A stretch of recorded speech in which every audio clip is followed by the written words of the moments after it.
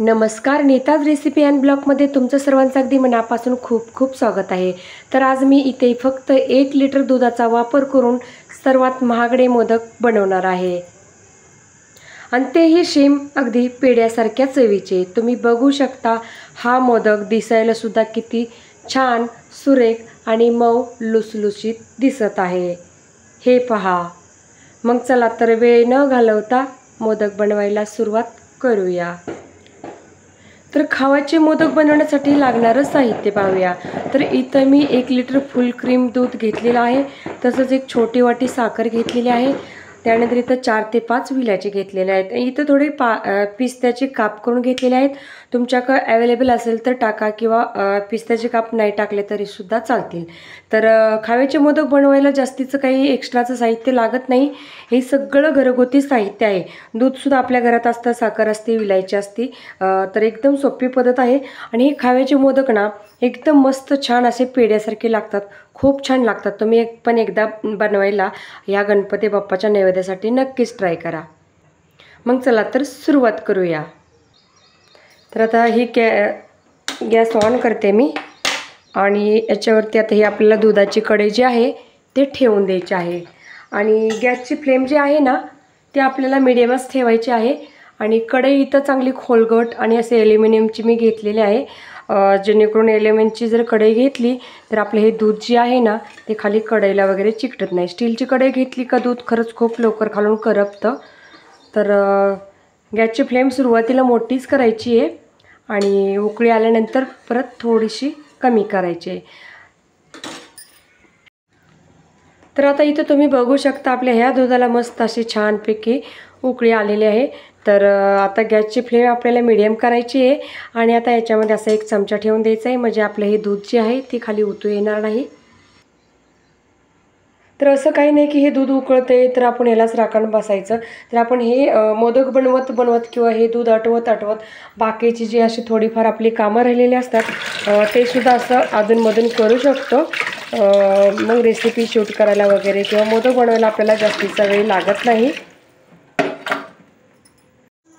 तर हे पहा, बाकीची कामं आवरत आवरत मस्त असा मी मधून थोडंफार हलवून ह्या दुधाचा खवा मस्त असा छानपैकी मी बनवून घेतलेला आहे आणि गॅसची फ्लेम मीडियमच ठेवली होती बरं का। तर इथं तुम्ही बघू शकता ही इथं 1 वाटी घेतलेली आहे। तर ही 1 वाटी जी आहे ना साखरेनं पूर्ण भरून घेतलेली आहे आणि हा खवा म्हणसाल तर 1.5 वाटी खवा नक्कीच असणार आहे। तर 1.5 वाटी खव्यासाठी मी इथे 1 वाटी साखर ॲड करत आहे आणि जर का तुम्हाला थोडं गोडाचं प्रमाण जास्तीचा हवं असेल तर याच्यामध्ये तुम्ही 1.5 वाटीला 1.5 वाटी साखर घातलं तरीसुद्धा चालेल। इथं मला थोडंसं गोडाचं प्रमाण कमी पाहिजे होतं, त्यामुळे मी इथं साखरेचं प्रमाण थोडंसं 1 वाटीचं घेतलेलं आहे। तर आता ही साखर या खव्यामध्ये असे मिक्स करून मिडियम गॅसवरती मस्त असं सारखं मिक्स करत राहायचं आहे आता आपल्याला। आणि ह्या कढईच्या साईडने जी ही साई थोडीफार चिकटलेली असते ना त्या अशी या चमच्याच्या साहाय्याने थोडीफार खरडून आतमध्ये ढकलून याला घ्यायची आहे। आणि आत्ताची जी प्रोसेस आहे ना ती आपल्याला मिडियम गॅसवरतीच करायची आहे बरं का। तर साखर ॲड केल्यानंतर ह्या खव्याला आणि साखरेला मस्त असं मिक्स करून 5 मिनिटभर फिरवून घेतलं आणि आता इथं मी ज्या 4-5 विलायच्या घेतल्या होत्या त्या विलायच्या मस्त अशा खलबत्त्यामध्ये टेचून घेतल्या। तर आता ही विलायची पावडरसुद्धा आपल्याला याच्यामध्ये मिक्स करायची आहे आणि पुन्हा एकदा थोडंसं मिक्स करून घेऊया आणि आता आपल्याला गॅस बंद करून घ्यायचा आहे। हे मिश्रण आता दिसायला जरी पातळ असलं तर गॅस बंद केल्यानंतर आपोआप असं मस्त असं घट्ट येतं। तर आता हे मिश्रण जे आहे ते आपल्याला 5 मिनिटभर असं मस्त असं थंड होण्यासाठी ठेवून देऊया।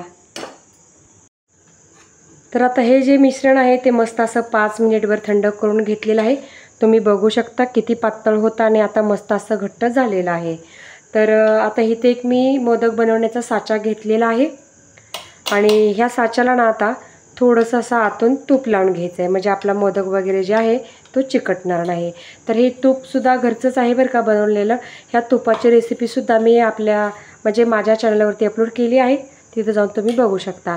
आणि तुमच्याकडे जर का तूप नसेल लावायला ह्याच्यामध्ये तर तुपाच्या ऐवजी तुम्ही तेलाचा वापर केला तरीसुद्धा चालेल बरं का। तर हे तूप बोटाने काही व्यवस्थित लावता येईना तरी मी इथं थोडासा ब्रशचा वापर करते। ब्रशनं कसं व्यवस्थित लावता येतं। हे पहा अशा पद्धतीने बोटानं लावायचं म्हणलं का थोडासा वेळ जातोय माझा। तर मस्त असं ब्रशने मी हे सगळ्या साच्याला तूप लावून घेतलेलं आहे।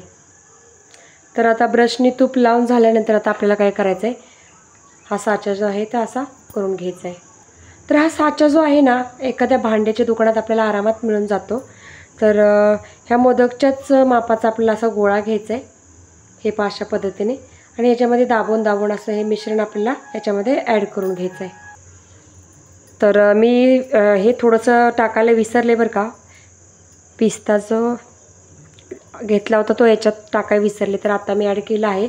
आणि ह्या सगळ्या असं मोदकाचा जो हा साचा आहे त्यात पण असे पिस्त्याचे काप सगळीकडे असे टाकून घेतले बघा। मी सुरुवातीला टाकायला आणि सांगायला विसरले। हे पहा अशा पद्धतीने म्हणजे व्यवस्थित असं दिसायला छान दिसतं। तर आता भरून घेऊया आता आपण याच्यामध्ये थोडं थोडं सारण। तर पहिल्या दिवशी गणपती बाप्पा आले होते ना, त्या दिवशी गणपतीच्या नैवेद्यासाठी मी बिस्किटचे मस्त छान असे मोदक बनवले होते। त्याचीसुद्धा मी माझ्या चॅनलवरती रेसिपी अपलोड केलेली आहे, तिथं जाऊन तुम्ही पाहू शकता। तर आता ही जी गणपतीजींसाठी ही जी मोदक बनवते ना आता मी खाव्याचे, तर ही दुसऱ्या दिवशीच्या नैवेद्यासाठी मी बनवत आहे।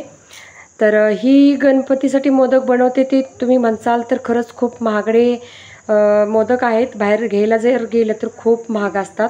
घरी बनवायचं झालं तर खूप कमी किमतीत बनवून तयार होतात।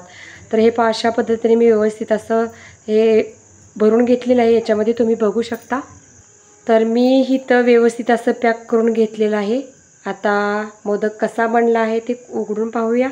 तर इथं तुम्ही बघू शकता, वाव किती छान मोदक बनले आहेत। हे पायाच्या पाकळ्यासुद्धा तुम्ही बघू शकता, छान अशा बनलेल्या आहेत। तर आता हा दुसरासुद्धा मोदक काढून पाहूया, मस्त असा बनलेला आहे दुसरासुद्धा। आता तिसरा काढून दाखवते। हे पहा मस्त असा बनलेला आहे तिसरासुद्धा। आता चौथा काढूया। हे पहा बघू शकता तुम्ही, मस्त अशा पाकळ्या एकदम छान बनलेल्या आहेत।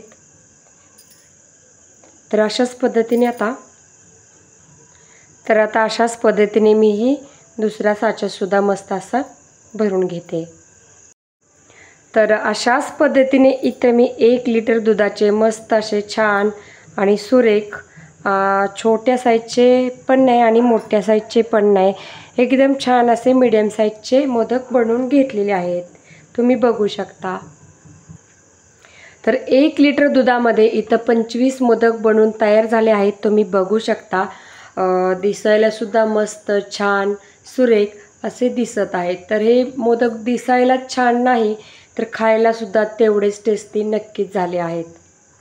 तर पहिल्या दिवशी मी बिस्किटाचे मोदक बनवले होते मगाशी पण मी सांगितलं, आणि आता दुसऱ्या दिवशीच्या नैवेद्यासाठी मी खव्याचे मोदक बनवलेले आहेत। तर तुम्ही सुद्धा अशा पद्धतीने मोदक बनवायला एकदा नक्कीच ट्राय करा आणि ते मोदक कसे बनले आहेत कमेंट बॉक्समध्ये मला नक्कीच सांगा।